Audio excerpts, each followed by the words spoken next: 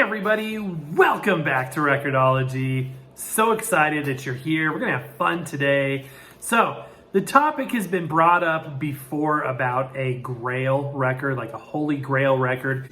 You have chosen wisely. Meaning a record that you really would love to get your hands on, something that's potentially rare, difficult to find, and part of, one of the fun things to do in this hobby of vinyl record collecting is going after that stuff, finding something that's interesting and figuring out a way to get your hands on it. Sometimes that can take years, etc., etc.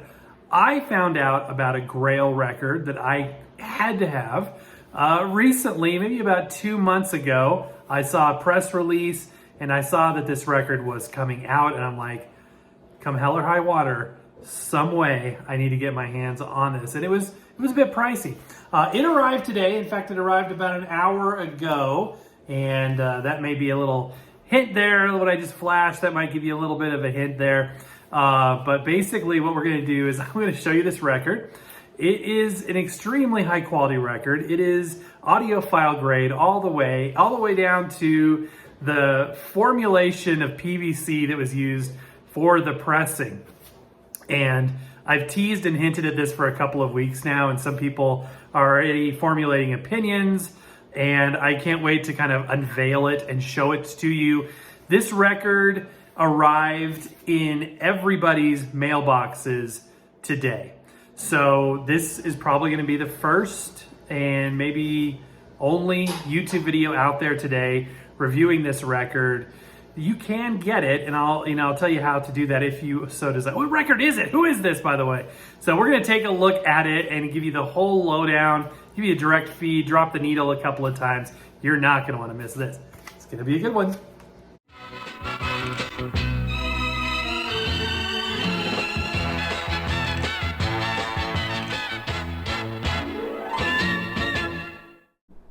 So this is not the record, but this begins the story of the record we're going to look at.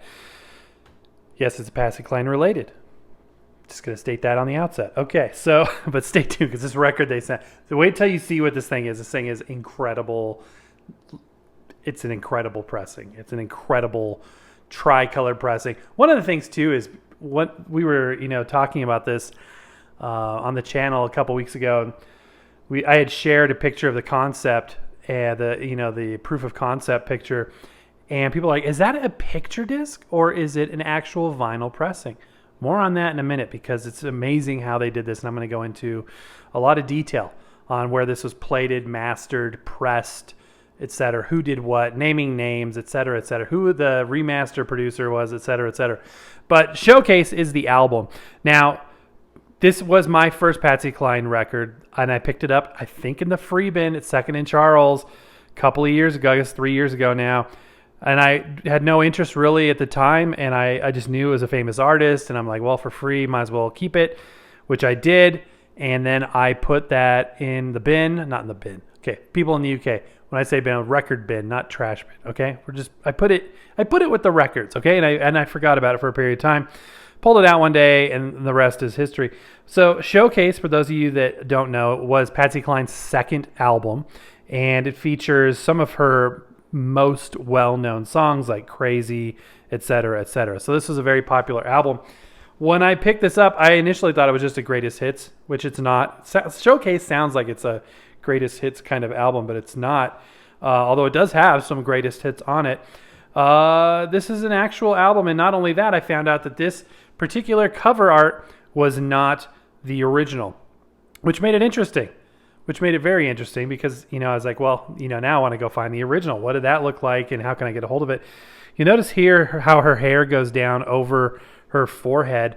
That is because at this point in her life, she had suffered an incredible car accident where she flew through the windshield and had some major scarring on her head. So anytime you see her hair down over her forehead like that, that is indicative of that. So this album was a re-release. This one was actually, I think, in 1963 re-released, this version, because it was after she had passed away from the plane crash. And they reissued this with this cover. And this cover art, the variations of it, you'll see on a lot of albums. So That's the first one. And then I decided, you know what? They made a re-release of this, I think in 2020. And as you can see, it's pretty similar. This is not an official Decca release. This is put out by Wax Time. What is it? Wax Time in Color. And it says stereo. Has a similar cover art, as you can tell on the back. It's kind of interesting because it features, you can see down here, Wax Time in Color. And yeah, 2020. It's a DMM pressing. This would be an EU release. Yeah, as you can see, made in the EU. But it's got extra songs. Lovin' in Vain, Lovesick Blues were not originally on Showcase. So that's kind of interesting. You're like, well, special feature there. We got, 7 songs on each side instead of 6. That seems like a good deal. Problem with this release is that the recordings, there were a couple different versions of some of these studio recordings, and they use different versions and things, and there might even be some lives or remote broadcast versions here. So it doesn't use like necessarily the same source material. And one thing that's really cool about it is it's pressed on this gorgeous red vinyl. Look at that. Isn't that amazing? It's even more, this is like a cherry red. It's coming across a bit darker on camera. So it's still a cool record. And, they obviously don't attempt to recreate the Decca branding whatsoever, which is good because it's not a Decca release. But it's still interesting. But I wanted to get my hands on that original cover. You can see on the back they had a picture of it. And I did. I finally got my hands on the original Showcase. This is it. And I was really excited to get this. And it's just fantastic. It's the original version. This is the one that people would be able to get their hands on originally when they went to get a copy of Patsy Cline's second album. This was a successful album. Her first self-titled one, not so much. That album didn't do so good. But this one did, and it's on the Rainbow label variant Decca. Long plate 33 at the top means that it's mono. Otherwise, it would say stereophonic on there. And because this was released a couple years after the 1957 release, there is not a different label variant. There's not the original sort of silver on black older version of the Decca label available. So that is my collection of Showcase until today when this arrived. So Vinyl Me Please is a subscription service, but it's very interesting because they have different tracks. And this video is not endorsed.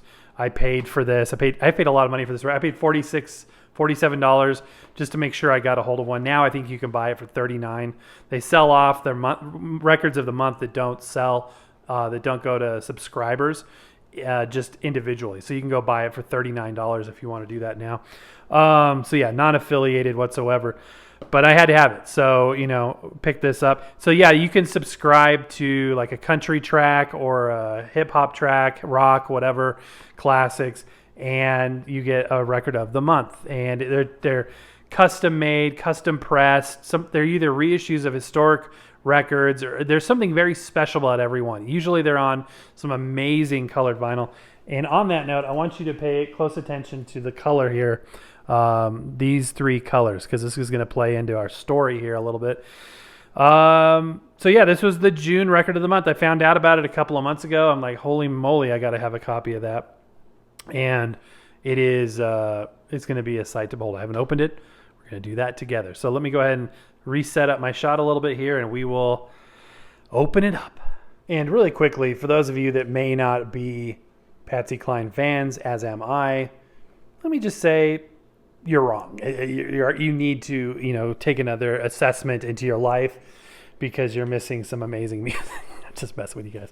Okay, so here we go. Lost Sounds Found comes in this attractive mailer. And the record is right here. Awesome. Under there's a cardboard. Cool. There's the back. What is this, a sticker? Okay. That's interesting. I like it. That's hilarious. That's really funny. Okay, so here's a big reveal. Awesome. Oh my gosh, this is so cool. So yeah, you can see they use the original cover art. In fact, let's hold up the original side by side. It's a little less yellowed. And on there we've got Patsy Cline showcase, including Crazy, Fall to Pieces, I Fall to Pieces, etc., etc. So yeah, this is the CW Country Western track number 16, Vinyl Me Please, record of the month. So lacquers were cut from the original mono tapes by Ryan Smith. Ryan Smith is a very well-known remastering engineer. What blows my mind, and I don't know how they did it, is where they got mono tapes, because those should all be destroyed. I talked to a contact that I have, and he thought it perhaps could have been a Canadian album reel that was made for duplication of the original. That's a possibility. It was plated by Welcome to 1979 in Nashville. Check out videos of that place. It's amazing. And the original device that it was actually plated on, the lacquers were cut, etc., etc. You can see all that stuff on YouTube. This is pressed on exclusive 180 gram Have You Ever Been blue, orange, and yellow vinyl. Remember those colors I was telling you about. Remember those colors. Listening notes by Brittany McKenna, and I am ecstatic to be able to check this out. By the way, here is a look at Welcome to 1979, including an actual look at the 1973 Neumann lathe that this particular record was mastered on. And this is also where they created the plating for the metal stampers. Phenomenal, phenomenal stuff. Again, check them out on YouTube because they've got some cool footage. They have slides in there. It's a really cool studio and remastering facility as well. And although the mastering was done by Ryan Smith at Sterling Sound, the actual pressing was done by GZ. Now, GZ has a proprietary ultra-silent PVC compound that they use, and they are specialists in creating vinyl effects with multiple colors and patterns that nobody else can do. That's how we're going to get the very cool vinyl effect you're going to see here in just a minute. Absolutely awesome stuff. On the back, we have the original back cover, I think. Let's verify. Yep.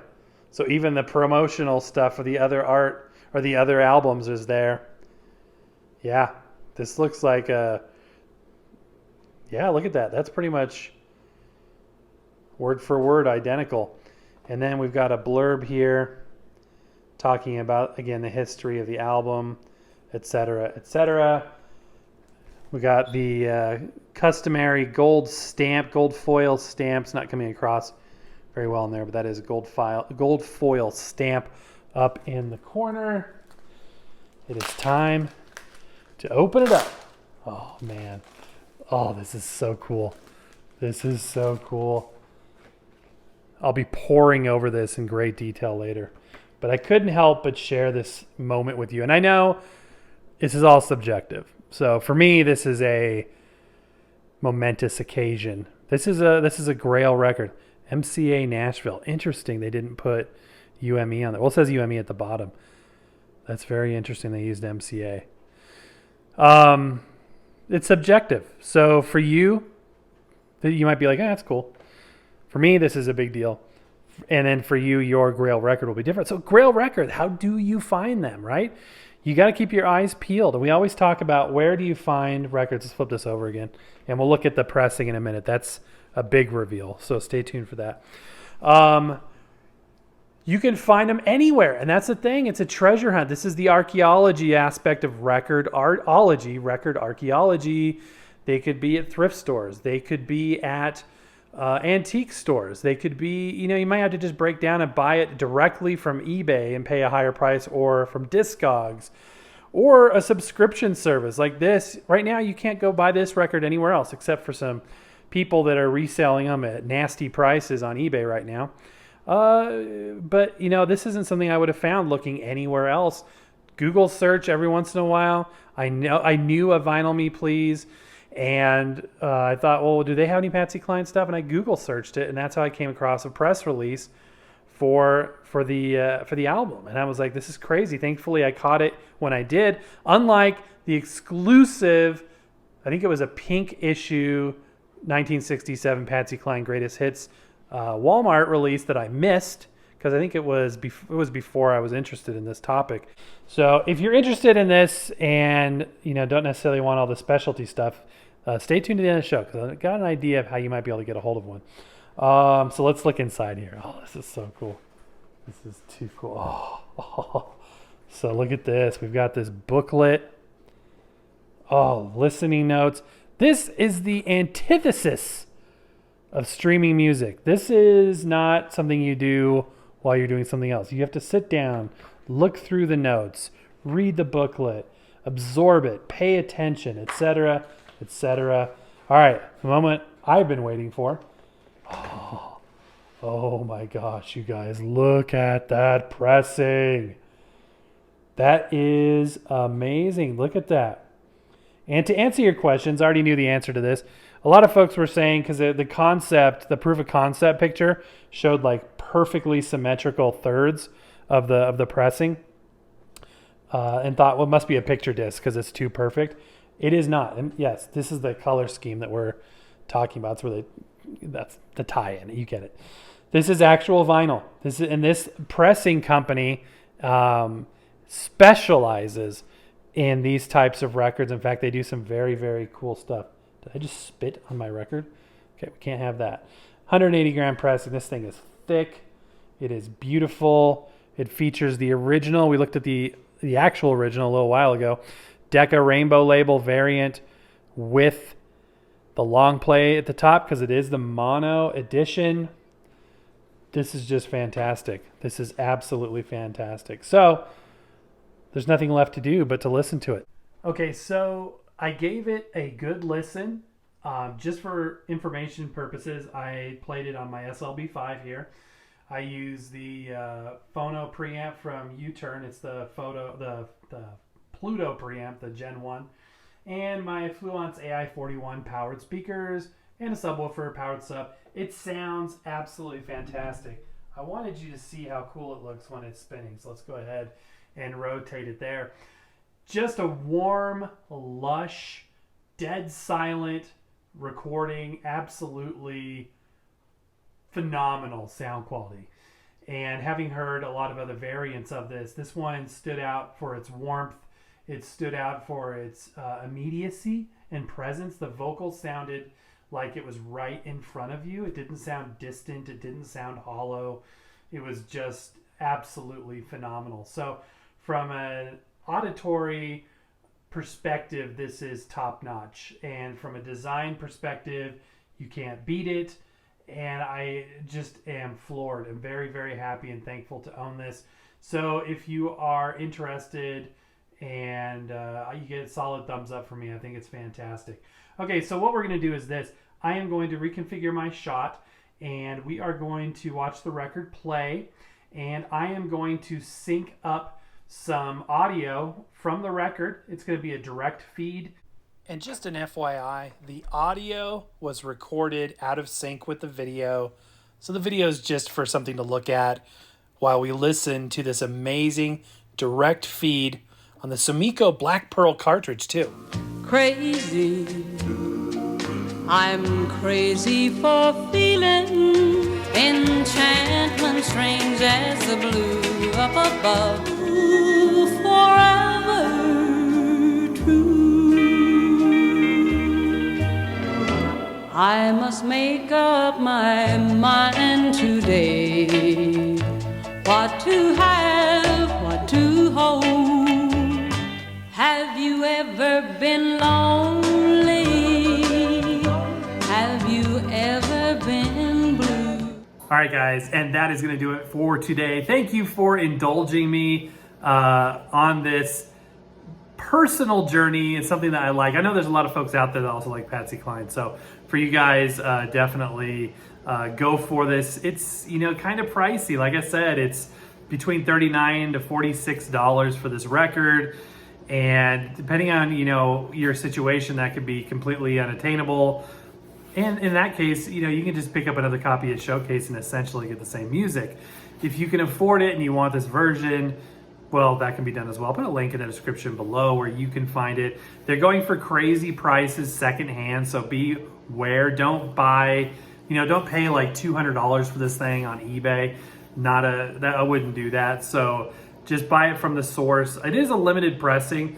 I also have a feeling, and I talked to somebody on the inside that, somebody that's not related to this particular project, but somebody that's in the industry, and he told me that he suspects, and again, this is just suspicion, this isn't confirmed, but he suspects that UME will probably be releasing the same recording, the same remastered recording on perhaps regular black vinyl or another release later this year, possibly to coincide with the birthday.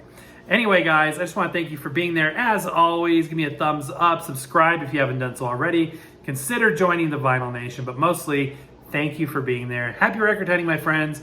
We'll see you next time.